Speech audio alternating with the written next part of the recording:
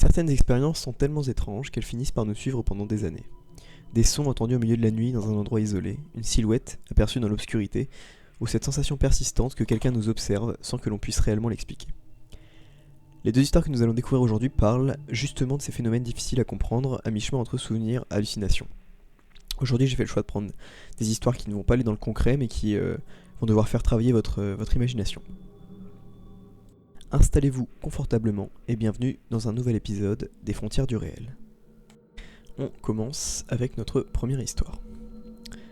Pour commencer, ce que je vais raconter ici ne m'est plus arrivé depuis un moment maintenant.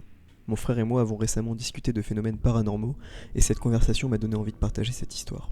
Certains détails sont un peu flous car les événements les plus marquants remontent à presque 3 ans aujourd'hui, donc je vais uniquement raconter ce dont je suis absolument certain. Pour remettre un peu de contexte, je vis dans une zone rurale de Géorgie, aux États-Unis, juste au pied des montagnes Appalaches. Je précise ce détail parce qu'à plusieurs reprises, j'ai envisagé l'hypothèse de cryptides ou d'autres créatures du folklore local. Entre juin et juillet 2023, puis à nouveau en 2024, j'ai commencé à entendre d'étranges sons venant du fond de ma propriété, près d'un petit étang situé vers le terrain de mes voisins. Ces bruits ressemblaient à des voix humaines, des enfants qui jouent, ainsi qu'à des instruments à vent.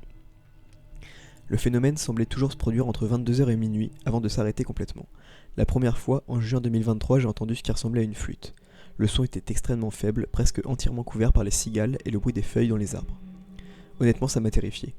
Et toutes les années où j'ai vécu ici, la seule chose que j'avais déjà vue près de cet étang, c'était les ânes de mes voisins. Par moments, la musique devenait plus forte, puis plus faible. Parfois, plusieurs nuits passaient sans que j'entende quoi que ce soit. Je crois aussi avoir entendu une sorte de rythme de tambour à un moment donné, mais ce souvenir reste assez flou. Durant toute l'année 2023, c'est à peu près tout ce qui s'est produit. Mais en juin 2024, la musique est revenue. Cette fois, je restais parfois assis dehors pendant de longues minutes, juste pour écouter ces sons étranges venant de l'étang. J'ai essayé à plusieurs reprises d'appeler des proches pour qu'ils entendent eux aussi la musique, mais à chaque fois, le phénomène s'arrêtait avant qu'il n'arrive dehors. Avec le temps, j'ai même fini par apprécier cette musique. Je me suis convaincu que quelqu'un venait simplement jouer près de l'eau pendant les nuits d'été. C'était étrange, évidemment, mais pas forcément inquiétant. Puis, à peu près au même moment, j'ai entendu autre chose. Très brièvement, des voix d'enfants. Il n'y avait aucun bruit d'eau ou de baignade, juste plusieurs voix enfantines se parlant les unes par-dessus les autres avant de disparaître soudainement. Après ça, j'ai arrêté d'essayer d'écouter la musique. Cette fois, j'étais réellement mal à l'aise. Je me souviens avoir entendu une flûte une toute dernière fois en juillet 2024.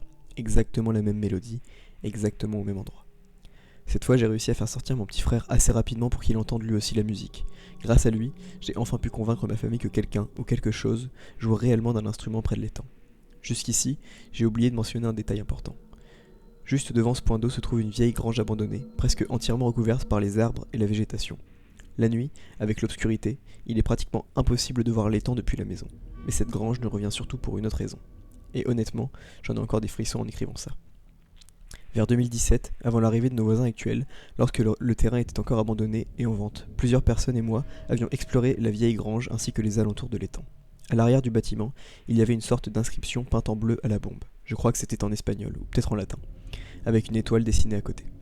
Je me souviens avoir commencé à lire l'inscription à voix haute avant que quelqu'un me coupe immédiatement en me disant de me taire. À l'époque, ça ne m'avait pas marqué plus que ça. Mais aujourd'hui, avec tous ces événements, je trouve cette coïncidence extrêmement étrange. Depuis toute l'année 2025, plus rien ne s'est produit. Et jusqu'à présent, cette année non plus. Je n'ai plus rien entendu. Mais honnêtement, le fait que ces phénomènes semblent revenir uniquement durant certaines périodes de l'année, toujours au même endroit isolé au milieu de la nuit, continue encore aujourd'hui de me mettre profondément mal à l'aise. Comme je vous ai dit dans l'introduction de cette vidéo, on est totalement dans le flou. C'est ce qui rend cette histoire sympa. Alors tout d'abord, bien sûr, si on se penche côté paranormal, on va avoir plein de ressemblances avec des récits un peu folkloriques justement, qui viennent des Appalaches américains, tout ce qui est skinwalker, etc. Le fait qu'il n'y ait pas de manifestation agressive, le fait que le phénomène se manifeste via une musique limite attirante, bah ça rend le truc limite encore plus malsain et ça nous fait nous interroger encore plus. Après, en même temps, il n'y a rien en soi dans tout ce qu'il raconte qui paraît irrationnel, puisque de la musique, les humains peuvent complètement les faire, les voix, etc., bah, ça peut complètement être des humains aussi, mais il y a quand même cette notion de récurrence, le fait que ça arrive encore et encore et encore et encore à une certaine période, au même endroit, et que jamais ils voient quelque chose de concret près de l'étang en fait. Voilà, sympa cette première histoire. On passe maintenant à la deuxième histoire qui est tout aussi mystérieuse que la première, voire un petit peu plus. On va commencer à pencher du côté conscient, subconscient, réalité altérée. Voilà. C'est probablement la meilleure description de mon unique véritable expérience paranormale. Une expérience qui me hante encore aujourd'hui. J'avais environ 4 ou 5 ans à l'époque, donc cela s'est produit vers 1987 ou 88.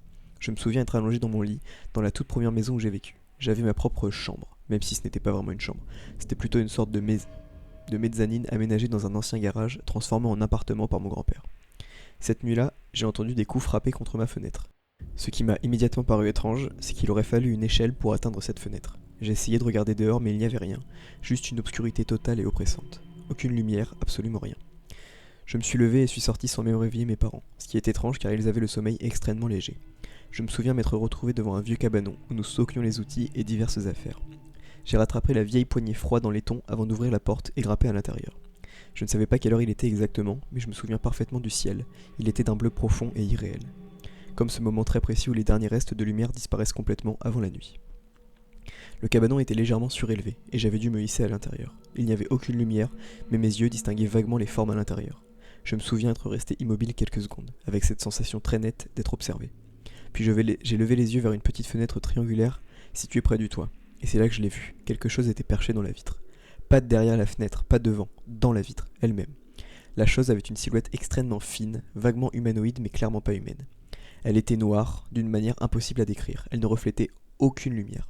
Ses contours semblaient légèrement trembler et onduler, comme une image mal animée, entourée d'une sorte d'aura semblable à de l'huile flottante sur de l'eau. Même aujourd'hui, je suis incapable de décrire précisément ce que j'ai vu. À l'époque, le seul comparatif que mon esprit d'enfant avait trouvé, c'était Groover, de Sesame Street, mais entièrement noir et sans visage.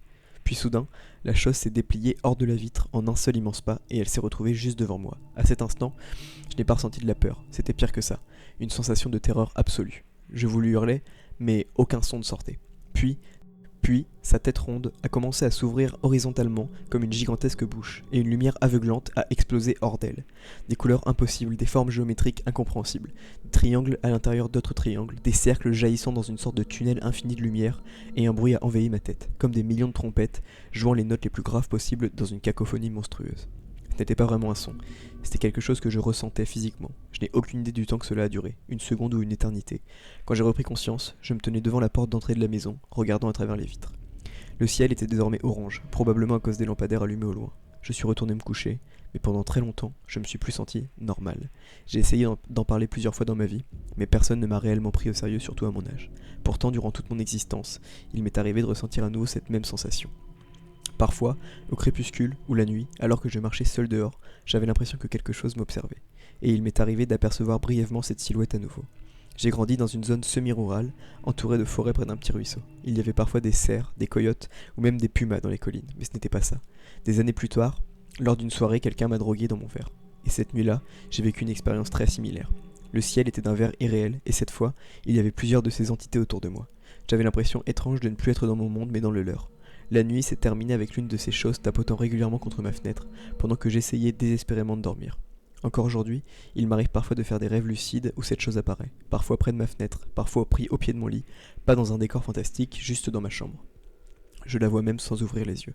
Elle me remplit toujours de cette même terreur, mais avec les années j'ai appris à lui résister, parfois même à communiquer brièvement avec elle, pas avec les mots, plutôt avec des sensations. Et à chaque fois lorsque cette chose comprend que je la vois, mais que je refuse de céder à la peur, elle semble presque contrariée avant de disparaître.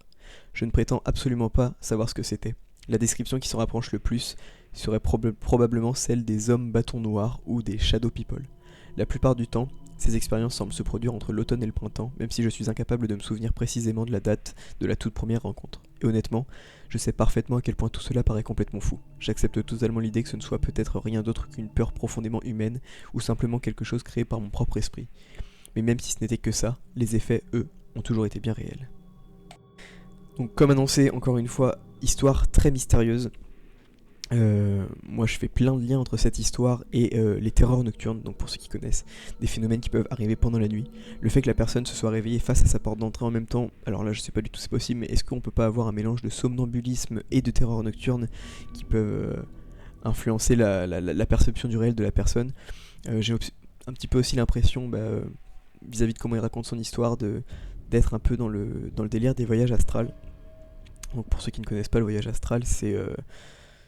comment expliquer? C'est un phénomène durant lequel... faire un voyage astral, c'est un phénomène durant lequel notre esprit, notre âme arrive à se dissocier de notre corps et on arrive à être conscient en vivant dans un autre plan de la réalité. Alors c'est pas très compréhensible expliqué comme ça, je vous encourage à vous y intéresser si ça vous chauffe, mais voilà, je trouve qu'il y a pas mal de petits liens qu'on peut faire avec le voyage astral et cette histoire. En tout cas, elle est très sympa, mais ce qui est perturbant, c'est que la personne, elle a l'air vachement touchée quand même par ce qui lui est arrivé. Ça a l'air de l'avoir un peu traumatisé quand même. Voilà, c'est ici que se termine ce nouvel épisode. J'espère que les histoires vous ont plu, au moins laissé un petit malaise. J'espère surtout qu'elles vont vous faire poser beaucoup de questions, parce que là, il y a clairement de quoi. Comme toujours, si jamais vous en avez envie, n'hésitez pas à à me raconter vos théories en commentaire. Et j'espère qu'on se retrouve très bientôt dans de nouveaux récits étranges. Prenez soin de vous, on se retrouve très bientôt chez les Chroniques de l'étrange.